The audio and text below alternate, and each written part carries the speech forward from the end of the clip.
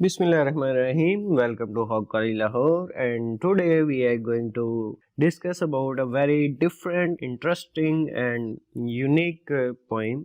The name is Rebel. तो जैसे कि आप नाम से ही समझ गए हैं कि बागी, तो ये बागी जो है वो ये सोसाइटी का बागी है। ये मतलब सारी पोइम ऐसे बंदों को हाईलाइट करती है जो कि सोसाइटी में डिफरेंट तरह से रहते हैं और ऐसा काम करते हैं जो बाकी सोसाइटी नहीं कर रही होती, और एंड पे जो है वो पोइट इस चीज़ को अच्छा समझता है या बुरा समझता है, वो पोइट पोइम के एंड पे आपको पता चलेगा। तो चलते हैं पोइम को एक्सप्लेन करते हैं फर्स्ट स्टैंजा से। The poet tells us about the behaviour of a rebel. The rebel always run against the current fashion only to show his individuality.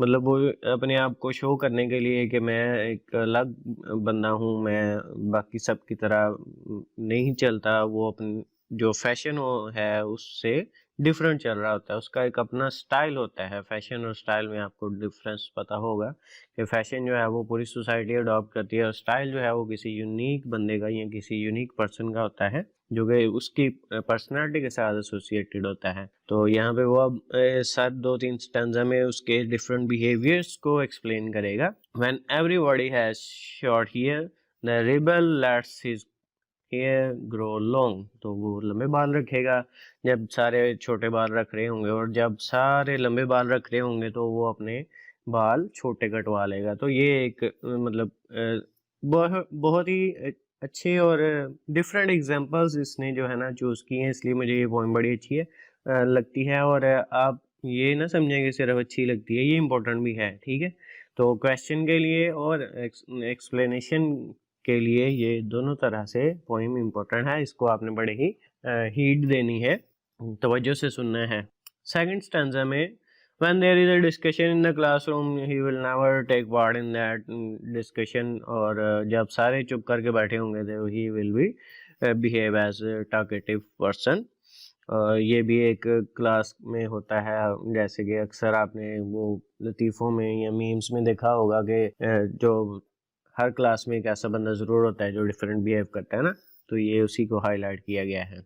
मैंने आपको बताया ना ये पोइम बहुत ही डिफरेंट और इंटरेस्टिंग है आपकी स्टूडेंट्स की लाइफ के लिए, तो खास तौर पे क्योंकि स्टूडेंट्स इस तरह की चीज़ों को बड़ा नोटिस करते हैं। When every person put serious types of uniform we are on third stanza. मैंने कहा मैं ज़्यादा ही खुशी में आपको बताना भूल गया हूँ। तो when every person put serious types of uniform the rebel puts on fantastic clothes. तो वो डिफरेंट तरह से तैयार हो गया था और उसको वो क्लॉथ्स जो यूनिफॉर्म के होते हैं वो पसंद नहीं आते और वो डिफरेंट तरह से जो है वो रेडी हो गया होता है। When every person put on colourful clothes the rebel puts on serious types of clothes. तो ये बताना वो ये चाह रहा है कि he does not follow them. वो कभी भी सोसाइटी के रूल्स को फॉलो नहीं करता, सोसाइटी की जो आम कबाहतें हैं उनमें वो नहीं पड़ता। तो वो ये नहीं समझता कि लोग कहते हैं, ठीक है। तो बेसिकली वो थ्री इडियट का डायलॉग जो है वो इसमें एक्सप्लेन किया गया है। ले जी, फोर्थ स्टैंडा पे हम आ गए हैं। The rebel has to show his individuality इन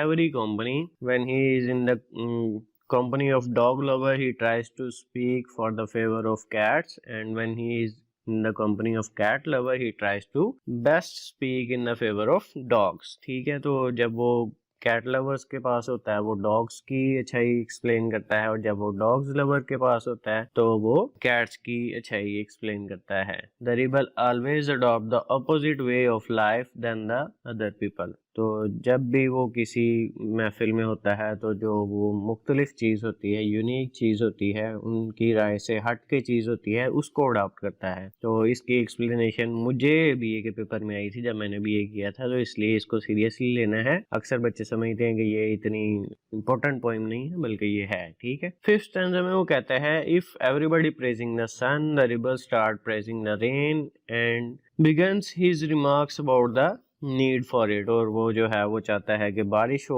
तो क्या ही मज़ा आ जाए, बारिश के इतने फ़ायदे हैं, उससे फसलें हरी हो जाती हैं, उससे जो है वो मौसम अच्छा हो जाता है। और इस तरह से यानी वो सन को नहीं उस वक्त अच्छा समझेगा, लेकिन जब के on the other hand if people are trying to happy with the rain, तो वो कहेगा कि नहीं जी बारिश से तो कीचड़ हो जाता है, बारिश से तो ये हो जाता है, बारिश से फसलें जो है वो इस वक्त तबाह हो रही हैं, ये वक्त तब होनी चाहिए थी, बारिशें अब नहीं होनी चाहिए थी, और इस वक्त तो सूरज निकला होता तो इतना अच्छा होता। तो ये सारी चीजें जो है वो इस तरह से एक्सप्लेन करता है। मतलब वो सोसाइटी के जो भी बात हो, असल में वो क्रिटिसिज्म करता है, और क्रिटिसिज्म बहुत ज्यादा जगहों पे अच्छा भी होता है, और यहाँ पे यही चीज एंड पे वो एक्सप्लेन करेगा। 6 स्टैंजा की बात कर लें फिर हम आगे जाते हैं। If everybody going to a meeting he sits in his room and began to start study. ठीक है, अगर सारे बंदे किसी मीटिंग पे जा रहे हैं, कोई बातचीत करने जा रहे हैं, कोई पार्टी है, तो वो घर बैठ के स्टडी करना शुरू कर देगा। और इन द अदर हैंड अगर सारे बंदे घर पे बैठ के स्टडी कर रहे हैं तो वो चाहेगा कि कोई ना कोई पार्टी अरेंज की जाए और वो अटेंड की जाए। ठीक है, तो ये मुख्तलिफ एग्जांपल्स हैं, ये क्वेश्चन के तौर पे तो लाजमी आ जाती हैं, लेकिन जो एक्सप्लेनेशन के लिए स्टैंजा आता है वो ज़्यादातर जो है वो लास्ट वाला या कंक्लूडिंग स्टैंजा जो है वो आता है, जिसमें वो पूछते हैं कि मतलब क्या इसका इम्पैक्ट क्या है सोसाइटी पे। तो इस चीज़ पे आपने ज़्यादा फोकस करना है। 7 स्टैंजा पे आ गए हम। When everybody says yes to something the rebel says no to that thing. ठीक है जी, व्हेन एवरीबॉडी सेज नो तो वो कहता है यस प्लीज। ठीक है, तो ये अब वो लास्ट बात है जिसके बाद हम इस पोएम को कंक्लूड करेंगे कि अगर सारे बंदे किसी चीज पे मान रहे हों तो वो उससे इनकार कर देता है, और अगर हर बंदा किसी चीज से इनकार कर रहा है तो वो कहता है ये चीज ठीक है बिल्कुल। तो ये बेसिकली सोसाइटी के बिहेवियर को शो किया गया है कि बहुत सारे बंदे सिर्फ इसलिए मान जाते हैं कि ये सारे बंदे मान रहे हैं तो इसका मतलब ठीक होगी तो हमें भी करना चाहिए। हालांकि ऐसा नहीं है, जो चीज बुरी है उसको बुरी कहना चाहिए और जो चीज अच्छी है उसको अच्छी ही कहना चाहिए। दूसरों की राय आपके डिसीजन पे इन्फ्लुएंस नहीं करनी चाहिए, तो ये चीज तो लाजमी सोचनी चाहिए। लो जी, अब आ गया लास्ट पैराग्राफ जो कि concluding lines of the poem है। The poet says that the rebel are the best blessing for the people of a society. जब तक रिबल्स हैं तो हमारी सोसाइटी में हमें कुछ ना कुछ इनोवेटिव, कुछ ना कुछ न्यू चीजें इंट्रोड्यूस होती रहती हैं, जिससे हमें पता चलता रहता है कि हम भी जिंदा लोग हैं।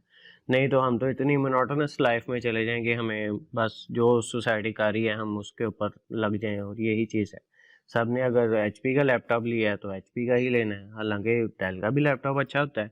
अब मैंने ये सिर्फ है वही एग्जांपल दी है। Rebel always try to introduce a new style and new things. वो हमेशा न्यू स्टाइल, अब फैशन तो हमेशा ही चलता रहे, अगर कोई रिबल ही ना हो, कोई लंबे बाल रखे ही ना तो सबके छोटे बाल रहे, तो ये चीजें जो फैशन इंडस्ट्री चलाते हैं वो तो फिर हुए ही रिबल। ठीक है, क्योंकि वो फैशन को चेंज करते रहते हैं, तभी हमारा जो है वो फैशन चेंज होता रहता है। तो ये चीजें जो है वो बहुत ही जरूरी है एक सोसाइटी के लिए, ताकि हमारी सोसाइटी में चेंज आता रहे, क्योंकि इंसानी नेचर ही ऐसी है जिसको चेंज पसंद है। तो ये आप इस पोएम में ये फैक्टर भी इंक्लूड कर सकते हैं एक्सप्लेनेशन या क्वेश्चन में, कि इंसानी फितरत ही ऐसी है जिसको चेंज पसंद है। They become a cause of novelty. Novelty innovation को कहते हैं, यानी न्यू थिंग्स को ऐड करना। तो वही जो है वो सोसाइटी में न्यू चीजों को ऐड करने के बाइस बनते हैं। We should not speak against the rebels but try to bear them. हमें उनको बर्दाश्त करना चाहिए, ये वो चीज है जो एक सोसाइटी में होनी चाहिए। यानी हम क्या कहते हैं कि हम उसके खिलाफ हो जाते हैं कि ये तो बंदा ही नहीं ठीक, ये तो खराब है, ये तो